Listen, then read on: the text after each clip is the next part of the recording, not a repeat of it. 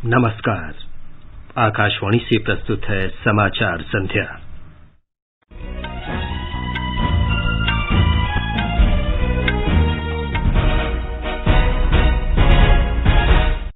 बिहार विधानसभा चुनाव के पहले चरण में 53% से अधिक मतदान।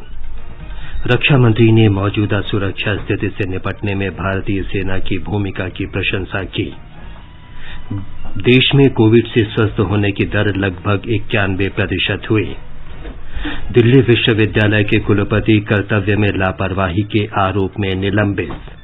और आईपीएल क्रिकेट में अबू धाबी में रॉयल चैलेंजर्स बेंगलुरु के साथ मैच में मुंबई इंडियंस ने टॉस जीतकर गेंदबाजी करने का फैसला किया। समाचार संध्या में वीरेंद्र कौशिक के साथ मैं विमलेंदु पांडे।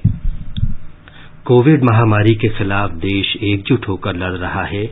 आप भी हमारे साथ सुरक्षा और बचाव के 3 आसान एहतियाती उपायों का संकल्प लें। मास्क पहनें, 2 गज दूरी है जरूरी, सुरक्षित दूरी बनाए रखें और हाथ और मुंह साफ रखें। अब समाचार विस्तार से। बिहार विधानसभा चुनाव के पहले चरण में आज कड़ी सुरक्षा के बीच 16 जिलों की 71 सीटों के लिए मतदान शांतिपूर्वक संपन्न हुआ। इनमें 35 सीटें नक्सल प्रभावित क्षेत्रों से हैं। पहले चरण में आज लगभग 53.54% मतदान होने की खबर है। धौरैया विधानसभा क्षेत्र में सबसे अधिक 62.5% वोट डाले गए और बांका में 60.97% मतदान हुआ। कटोरिया विधानसभा क्षेत्र में 60.84% मतदान की खबर है। आज सुबह 7 बजे से शुरू हुआ मतदान शाम 6 बजे तक चला। एक रिपोर्ट। 71 में से 35 विधानसभा क्षेत्र नक्सल प्रभावित इलाकों में था, लेकिन हिंसा की कोई खबर नहीं है। लोगों ने निर्भीक होकर अपने मताधिकार का प्रयोग किया। आज का मतदान कई मायनों में अलग था। कोविड महामारी के दौरान पूरे देश में पहली बार बिहार में मतदान संपन्न हुआ। कोरोना संक्रमण से बचाव के लिए मतदान केंद्रों पर विशेष इंतजाम किए गए थे। सभी मतदाताओं के लिए मास्क अनिवार्य था। थर्मल स्कैनिंग के बाद ही वोट डालने की इजाजत दी गई। वोटिंग शुरू होने के पहले सभी मतदान केंद्रों को सैनिटाइज किया गया। आज के मतदान के बाद प्रेम कुमार, रामनारायण मंडल और जय कुमार सिंह समेत 8 मंत्रियों का भाग्य ईवीएम में सील हो गया। पहले चरण का मतदान आरजेडी के लिए काफी अहम था, क्योंकि 2015 में हुए विधानसभा चुनाव में इस पार्टी को 27 सीटों पर सफलता मिली थी। आकाशवाणी समाचार के लिए गया से कृष्ण कुमार लाल। मुख्य निर्वाचन आयुक्त सुनील अरोड़ा ने नई दिल्ली में बताया कि वीवीपैट मशीनों में गड़बड़ी की बहुत कम सूचनाएं मिलीं और मशीनों को तत्काल बदल दिया गया। श्री अरोड़ा ने बिहार के मतदाताओं से अपील की कि वे विधानसभा चुनाव के बाकी 2 चरणों में भी इसी तरह उत्साह से हिस्सा लें और कोविड के प्रकोप के बावजूद मतदान के पुराने सभी रिकॉर्ड तोड़ दें। इस बीच दूसरे चरण के चुनाव के लिए प्रचार तेज हो गया है। प्रधानमंत्री नरेंद्र मोदी ने मुजफ्फरपुर में आज एक चुनावी सभा में कहा कि विपक्ष के पास ना तो विकास का कोई मॉडल है और ना ही किसी तरह का अनुभव है। उन्होंने आरोप लगाया कि विपक्षी पार्टियां राज्य को फिर से पिछड़ेपन के दौर में धकेल देंगी। उन्होंने दावा किया कि नीतीश कुमार के शासनकाल में बिहार प्रगति के मार्ग पर आगे बढ़ा है। प्रधानमंत्री मोदी ने कहा कि जो पार्टी बिहार में उद्योगों को बंद करने के लिए जिम्मेदार रही है, वही आज राज्य के लोगों के विकास की बात कर रही है। पटना में एक अन्य चुनावी सभा में प्रधानमंत्री मोदी ने कहा कि जिस तरह आप मास्क पहनकर अपने आप को कोविड से बचाते हैं, उसी तरह अपने एक वोट से आप बिहार को बीमार पड़ने से भी बचा सकते हैं। इससे पहले दरभंगा में एक रैली में श्री मोदी ने लोगों से विपक्षी दलों के नेताओं से सतर्क रहने को कहा। उन्होंने लोगों से एनडीए उम्मीदवारों के पक्ष में मतदान करने को कहा, ताकि राज्य के विकास कार्यों में तेजी आ सके। एनडीए सरकार इंफ्रास्ट्रक्चर पर जो निवेश कर रही है, गांवों के पास बेहतर सुविधाएं विकसित करने पर जोर दे रही है, उसका लाभ बिहार के लोगों को भी मिलने वाला है। इसके लिए 1 लाख करोड़ रुपए का स्पेशल फंड बनाया गया है। विभिन्न राजनीतिक दलों के वरिष्ठ नेता और स्टार प्रचारक भी चुनावी रैलियां कर रहे हैं।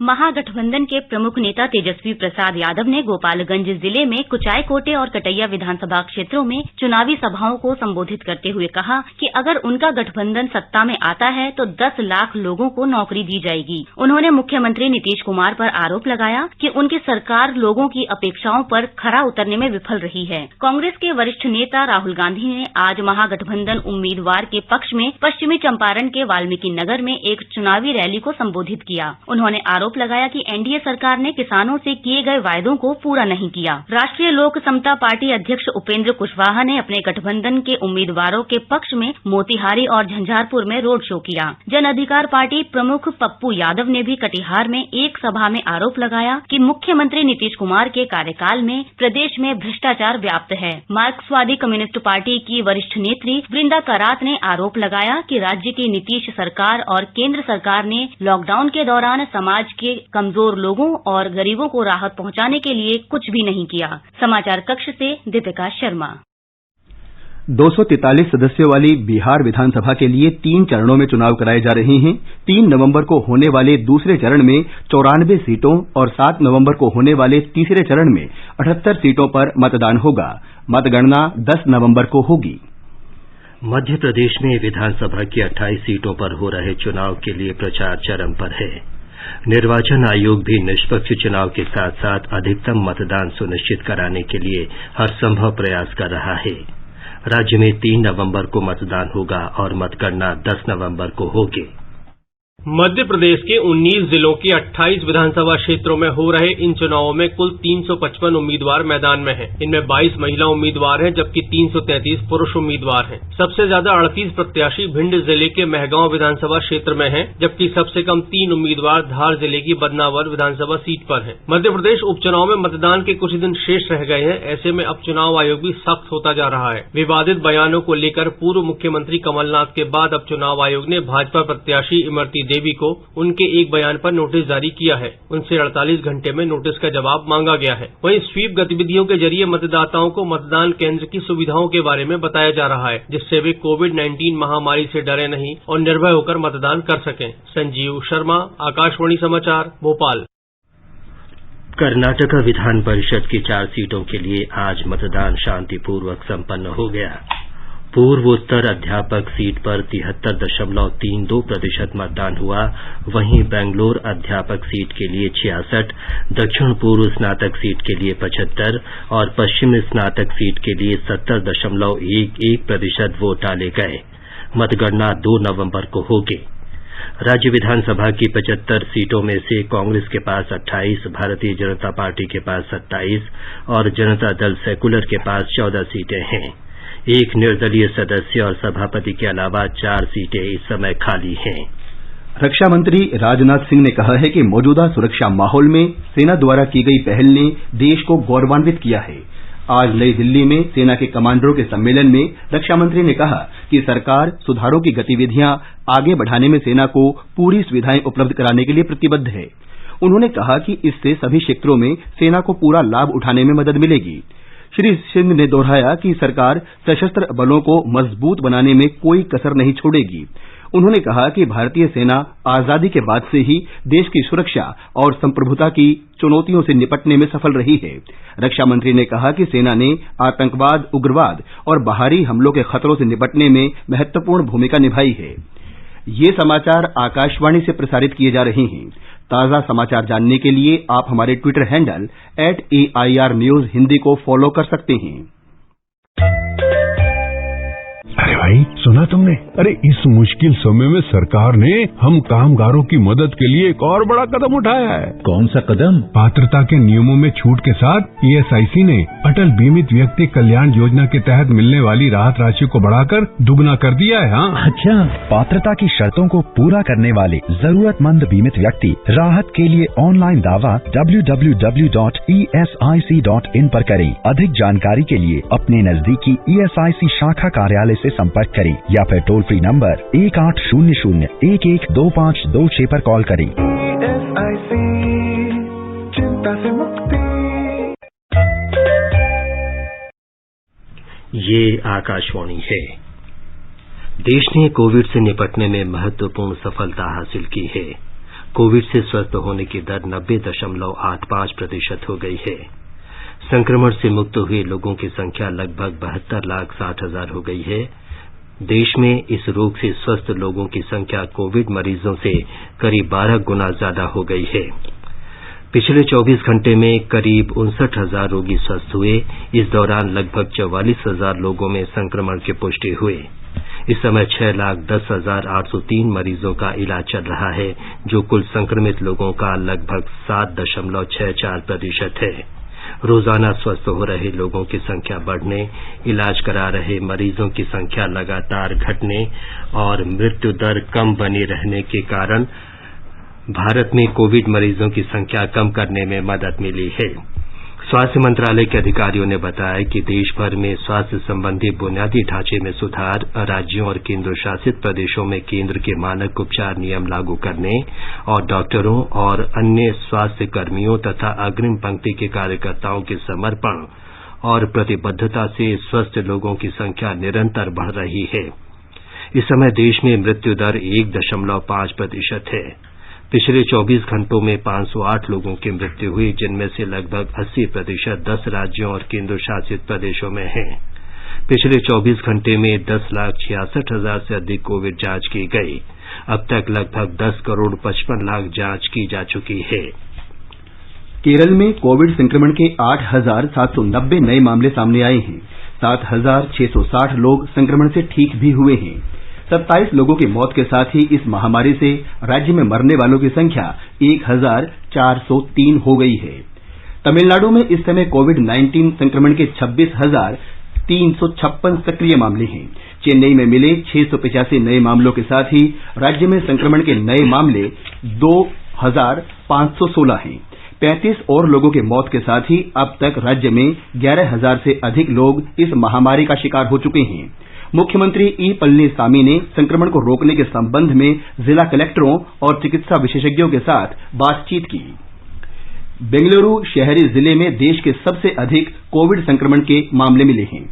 अब तक के आंकड़ों के अनुसार जिले में 46,628 मरीज हैं और इस संक्रमण से 3,778 लोगों की मौत हो चुकी है। हमारे संवाददाता ने बताया है कि बृहन बेंगलुरु महानगर पालिका और स्वास्थ्य विभाग जिले में संक्रमण को कम करने के लिए सभी संभव उपाय किए जा रहे हैं। कोविड वॉर रूम द्वारा घोषित डेटा के अनुसार बेंगलुरु अर्बन जिले में रिकवरी रेट 84.7% है और केस फैटेलिटी रेट 1.1%। जिले में पॉजिटिव केसेस की संख्या कम करने के लिए स्वास्थ्य विभाग एवं नगर पालिका ने कोविड टेस्ट ज्यादा किए हैं और कॉन्टैक्ट ट्रेसिंग में सुधार लाने की कोशिश की है। नगर पालिका के एडमिनिस्ट्रेटर गौरव गुप्ता जी ने आज प्राइमरी हेल्थ सेंटर्स जाकर टेस्टिंग की व्यवस्था की जांच की और पूर्व विभाग कमांड सेंटर जाकर होम क्वारंटाइन के नियम पालन के इंतजाम की समीक्षा भी की। नगर पालिका ने मास्क पहनने के नियम में बदलाव लाया है। कार में अकेले सफर करने वाले व्यक्तियों को पहले मास्क से मुक्त किया गया था, मगर अब अकेले कार में सफर करने वालों को भी मास्क पहनना अनिवार्य कर दिया गया है, मगर 5 साल से छोटे बच्चों को मास्क पहनने से छूट दी गई है। सुधींद्र, आकाशवाणी समाचार, बेंगलुरु। उत्तर प्रदेश सरकार ने कोविड से निपटने के दौरान उच्च शिक्षा प्राप्त कर रहे विद्यार्थियों के लिए डिजिटल फॉर्मेट में अध्ययन के लिए डिजिटल लाइब्रेरी शुरू की है। राज्य के उप मुख्यमंत्री और शिक्षा मंत्री डॉक्टर दिनेश शर्मा ने इस लाइब्रेरी का उद्घाटन करते हुए कहा कि इससे उन गरीब छात्रों को बहुत लाभ होगा जो महंगी पुस्तकें नहीं खरीद सकते। अब वे लाइब्रेरी में उपलब्ध पुस्तकों और अन्य सामग्री को मुफ्त में डाउनलोड कर सकेंगे। एक रिपोर्ट। इस लाइब्रेरी में 134 विषयों की 35,000 से ज्यादा विषय सामग्री हिंदी और अंग्रेजी भाषा में मौजूद है, जिसका लाभ विद्यार्थी बिना किसी शुल्क के उठा सकते हैं। 23 विश्वविद्यालयों के लगभग 1700 शिक्षाविदों और तकनीकी जानकारों की टीम ने मिलकर इस लाइब्रेरी को तैयार करने में अपना योगदान दिया है। कोविड के चलते उच्च शिक्षा के विद्यार्थियों को आ रही दिक्कतों के मद्देनजर एनआईसी ने इसे बेहद कम समय में तैयार किया। ये डिजिटल लाइब्रेरी लॉन्च होने के साथ ही बेहद लोकप्रिय हो गई है और अब तक 61,000 से ज्यादा लोग इसे विजिट कर चुके हैं। डिजिटल लाइब्रेरी में सर्वश्रेष्ठ उपलब्ध शिक्षकों के लेक्चर मौजूद हैं। इसके साथ ही ऑडियो विजुअल फॉर्मेट में पाठ्य सामग्री भी मौजूद है। प्रदेश के उच्च शिक्षा विभाग ने लाइब्रेरी को लेकर किसी भी तरह की समस्या होने पर समाधान के लिए हेल्पलाइन नंबर भी जारी किए हैं। सुशील चंद्र तिवारी, आकाशवाणी समाचार, लखनऊ। महाराष्ट्र सरकार ने आम जनता की सुविधा के लिए रेल मंत्रालय को पत्र लिखकर कोविड एहतियात के साथ लोकल ट्रेन सेवा फिर से शुरू करने का अनुरोध किया है। मुंबई में लोकल ट्रेन सेवा 22 मार्च को लॉकडाउन घोषित होने के समय से ही बंद है। पश्चिम और मध्य रेलवे ने उपनगरीय रेल सेवाओं को मुख्य लाइन और हार्बर लाइन पर 15 जून से शुरू कर दिया है। इन विशेष रेलगाड़ियों में राज्य सरकार की आवश्यक सेवाओं के कर्मचारी ही सफर करते हैं। एक रिपोर्ट। महाराष्ट्र सरकार ने रेलवे प्रशासन से अनुरोध किया है कि वह मुंबई में आम जनता के लिए भी लोकल ट्रेन सेवाओं को शुरू करे। आपदा प्रबंधन, राहत और पुनर्वास के सचिव किशोरराज निंबालकर ने मध्य और पश्चिम रेलवे के अधिकारियों को एक पत्र भेजकर आवश्यक सावधानी बरतते हुए आम जनता के लिए स्थानीय सेवा शुरू करने की अनुमति देने के लिए कहा है। राज्य सरकार ने भी इसके लिए एक समय सारणी प्रस्तावित की है। अनुसूची के अनुसार आम जनता पहली लोकल से लेकर सुबह 7:30 बजे तक, फिर 11:30 बजे से शाम 4:30 बजे तक और रात 8 बजे से आखिरी लोकल सेवा तक वैध टिकट पर यात्रा कर सकेगी। इस अवधि के दौरान यात्रा के लिए उन्हें QR कोड की आवश्यकता नहीं होगी। आपातकालीन सेवाकर्मी वैध QR कोड और पहचान पत्र के साथ सुबह 8:30 बजे से 10:30 बजे तक और शाम 5:30 बजे से 7:30 बजे तक यात्रा कर सकेंगे। इसके अलावा राज्य सरकार ने हर घंटे महिलाओं के लिए विशेष लोकल ट्रेन जारी करने का अनुरोध किया है। आम जनता के लिए लोकल ट्रेन सेवाएं रेलवे प्रशासन की मंजूरी के बाद ही शुरू होंगी। स्वीटी जैन, आकाशवाणी समाचार, मुंबई। राष्ट्रीय राजधानी दिल्ली के सभी स्कूल कोविड के मद्देनजर अगले आदेश तक बंद रहेंगे। वर्तमान में चल रही ऑनलाइन पढ़ाई जारी रहेगी। दिल्ली के उप मुख्यमंत्री मनीष सिसोदिया ने आज ये जानकारी दी। उन्होंने बताया कि राज्य सरकार ने गुरु गोविंद सिंह इंद्रप्रस्थ विश्वविद्यालय के अंतर्गत कॉलेजों में 1330 सीटें बढ़ाने का फैसला किया है। मणिपुर में पिछले 24 घंटों में कोविड महामारी के 205 नए मामले दर्ज किए गए और 6 लोगों की मौत हुई तथा 212 कोविड रोगी स्वस्थ हुए हैं। कोविड नियंत्रण कक्ष के अनुसार राज्य में महामारी की पुष्टि वाले मामलों की कुल संख्या 17,809 हो गई है, जिसमें से 4,237 का इलाज चल रहा है। अब तक राज्य में 13,420 लोग कोरोना से स्वस्थ हुए हैं। ग्रीष्म पैरालंपिक्स में 2 बार स्वर्ण पदक जीतने वाले पहले भारतीय खिलाड़ी देवेंद्र झाझरिया ने लोगों से अपील की है कि वे कोरोना वायरस के खिलाफ लड़ाई में प्रधानमंत्री नरेंद्र मोदी द्वारा बताए गए 3 उपायों का पालन करें। आकाशवाणी से बातचीत में उन्होंने कहा कि लोगों को इस त्योहार के मौसम में भीड़ भाड़ वाले इलाकों में जाने से बचना चाहिए। नमस्कार, मैं देवेंद्र झाझरिया आप सभी से अपील करना चाहूँगा, इस कोरोना महामारी में भीड़ भाड़ वाले एरिया में बिल्कुल भी ना जाएं। बहुत ही जरूरी काम हो तभी आप घर से बाहर निकलें और घर से बाहर निकले तो मास्क लगा के आप जरूर जाएं और कम से कम 2 गज की दूरी रखें एक दूसरे व्यक्ति से। आप केंद्रीय स्वास्थ्य मंत्रालय की ई-संजीवनी टेलीमेडिसिन द्वारा 6 लाख लोगों को चिकित्सा परामर्श दिया गया है। अंतिम 1 लाख लोगों के लिए परामर्श पूरा करने में मात्र 15 दिन का समय लगा। ई-संजीवनी डिजिटल प्लेटफॉर्म के माध्यम से कोविड महामारी के दौरान स्वास्थ्य सेवाओं को मरीजों के लिए आसान बना दिया गया है। स्वास्थ्य मंत्रालय ने बताया है कि इस दौरान स्वास्थ्य सेवाओं के लिए तमिलनाडु, केरल और गुजरात जैसे राज्य ई-संजीवनी ओपीडी के माध्यम से सप्ताह में प्रत्येक दिन 12 घंटे की सेवाएं देते हैं। देश भर में 27 राज्यों और केंद्र शासित प्रदेशों में लोगों के लिए ई-संजीवनी उपलब्ध है। स्वास्थ्य मंत्री हर्षवर्धन ने आज पंजाब में बठिंडा के अखिल भारतीय आयुर्विज्ञान संस्थान में रेडियो डायग्नोस्टिक सेवाओं का वीडियो कॉन्फ्रेंस के जरिए उद्घाटन किया। उन्होंने संस्थान के MBBS छात्रावास का उद्घाटन किया। इस अवसर पर उन्होंने कहा कि बठिंडा में नए एम्स की स्थापना से न सिर्फ स्वास्थ्य शिक्षा और प्रशिक्षण के क्षेत्र में क्रांतिकारी बदलाव आएगा, बल्कि इस क्षेत्र में स्वास्थ्य देखभाल करने वाले पेशेवर विशेषज्ञों की कमी भी दूर होगी। आगे बढ़ने से पहले मुख्य समाचारों पर एक नजर। बिहार विधानसभा चुनाव के पहले चरण में 52% से अधिक मतदान। रक्षा मंत्री ने मौजूदा सुरक्षा स्थिति से निपटने में भारतीय सेना की भूमिका की प्रशंसा की। देश में कोविड से स्वस्थ होने की दर लगभग 91% हुई। दिल्ली विश्वविद्यालय के कुलपति कर्तव्य में लापरवाही के आरोप में निलंबित और IPL क्रिकेट में अबू धाबी में रॉयल चैलेंजर बेंगलोर के साथ मैच में मुंबई इंडियंस ने टॉस जीतकर गेंदबाजी का फैसला किया। दिल्ली विश्वविद्यालय के कुलपति प्रोफेसर योगेश त्यागी को कर्तव्यों में लापरवाही के आरोप में निलंबित कर दिया गया है। दिल्ली विश्वविद्यालय के कुलाध्यक्ष के तौर पर राष्ट्रपति रामनाथ कोविंद ने उनके खिलाफ कर्तव्य निर्वहन में लापरवाही और प्रतिबद्धता में कमी के आरोपों की जांच के आदेश भी दिए हैं। चिकित्सा अवकाश के दौरान कार्य पर न आने तथा विश्वविद्यालय के प्रति कुलपति प्रोफेसर पीसी जोशी द्वारा 17 जुलाई 2020 को कुलपति का कार्यभार संभालने से अब तक प्रोफेसर त्यागी द्वारा तथा उनकी स्वीकृति से जारी किए गए सभी आदेश रद्द माने जाएंगे।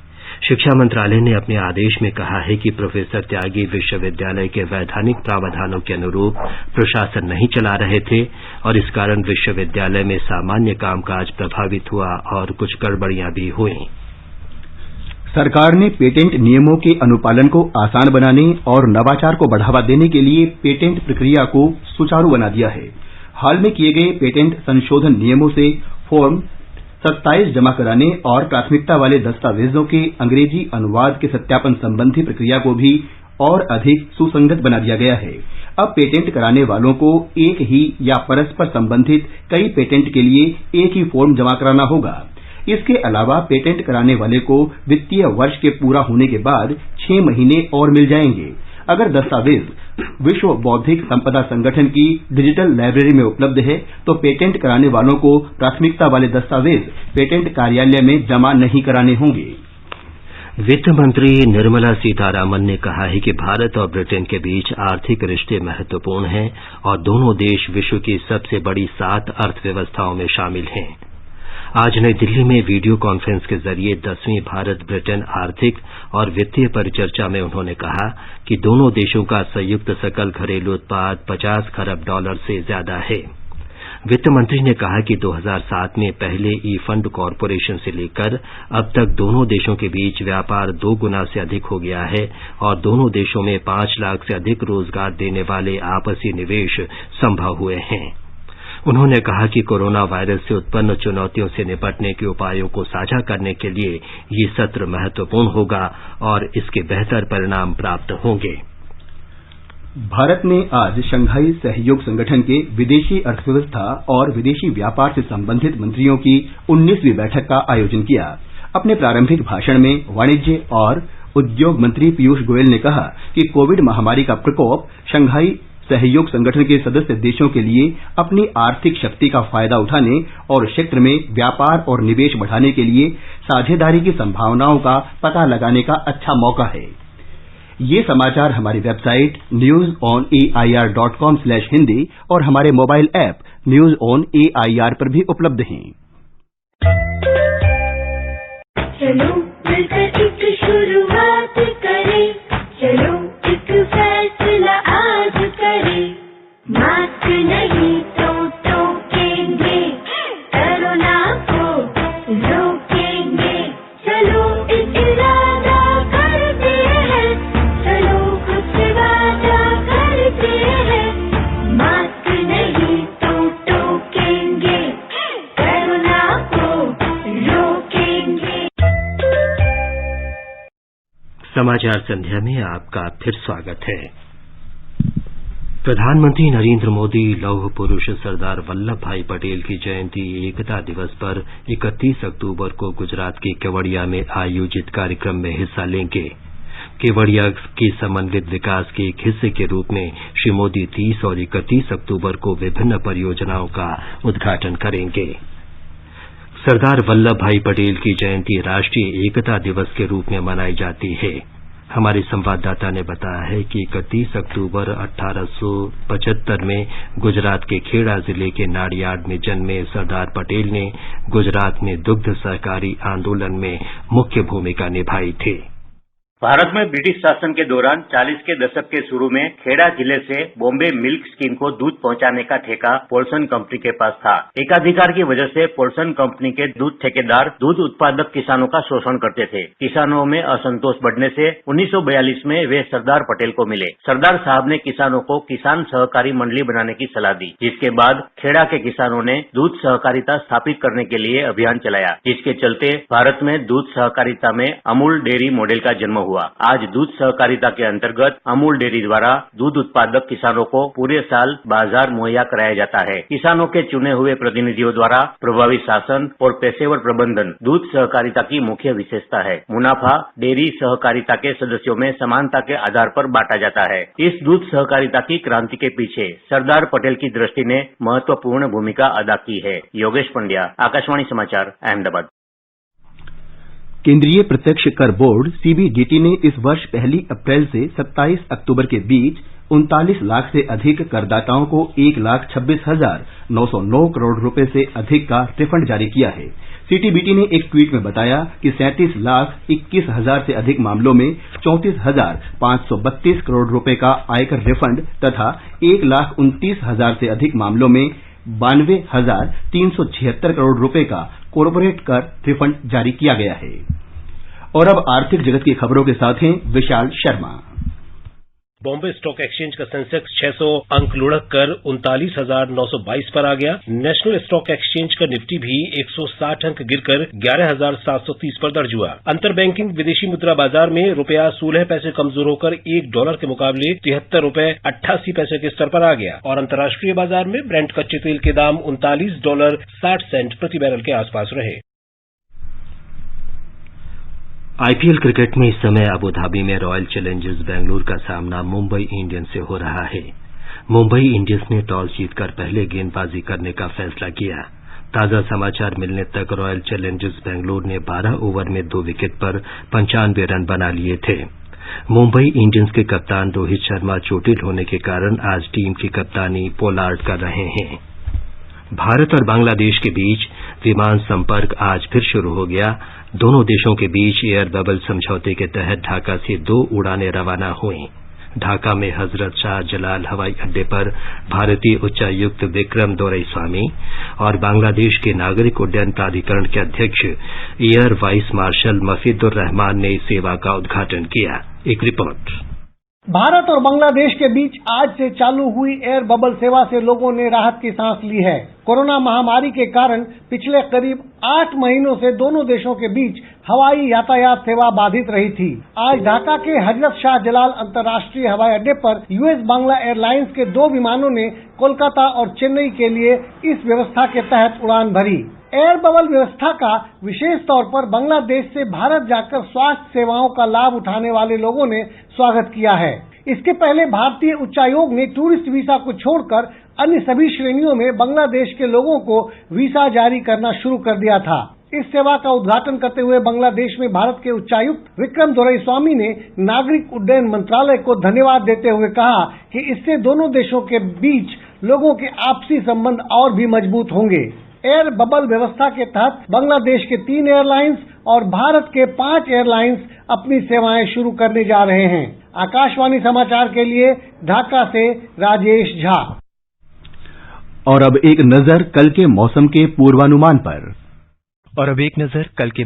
पूर्वानुमान पर। राष्ट्रीय राजधानी दिल्ली में धुंध छाये रहने की संभावना है। न्यूनतम तापमान 15 डिग्री और अधिकतम 32 डिग्री सेल्सियस के बीच रहेगा। मुंबई में आमतौर पर मौसम साफ रहेगा। न्यूनतम तापमान 23 डिग्री और अधिकतम 35 डिग्री सेल्सियस रहेगा। चेन्नई में हल्की बारिश के आसार हैं। तापमान 25 और 31 डिग्री सेल्सियस के आसपास रहेगा। कोलकाता में न्यूनतम तापमान 24 डिग्री और अधिकतम 32 डिग्री सेल्सियस रहने की उम्मीद है। केंद्र शासित प्रदेश जम्मू कश्मीर के जम्मू में आमतौर पर आसमान साफ रहेगा। न्यूनतम तापमान 12 डिग्री जबकि अधिकतम तापमान 31 डिग्री के आसपास रहने की उम्मीद है। श्रीनगर में भी आसमान साफ रहने की उम्मीद है। न्यूनतम तापमान 1 डिग्री और अधिकतम तापमान 21 डिग्री सेल्सियस के बीच रह सकता है। केंद्र शासित प्रदेश लद्दाख के लेह में आमतौर पर मौसम साफ रहेगा। न्यूनतम तापमान 7 डिग्री और अधिकतम तापमान 14 डिग्री के आसपास रहने का अनुमान है। गिलगित में सामान्य तौर पर आसमान साफ रहेगा। गरज या धूल के साथ बरसात होने की संभावना है। न्यूनतम तापमान 3 तथा अधिकतम तापमान 21 डिग्री के बीच रहेगा। मुजफ्फराबाद में भी मौसम साफ रहेगा। न्यूनतम तापमान 10 डिग्री जबकि अधिकतम 27 डिग्री सेल्सियस के बीच रहने की उम्मीद है। गुवाहाटी में धुंध रहने के साथ बादल छाए रहेंगे। न्यूनतम तापमान 23 और अधिकतम तापमान 32 डिग्री सेल्सियस रह सकता है।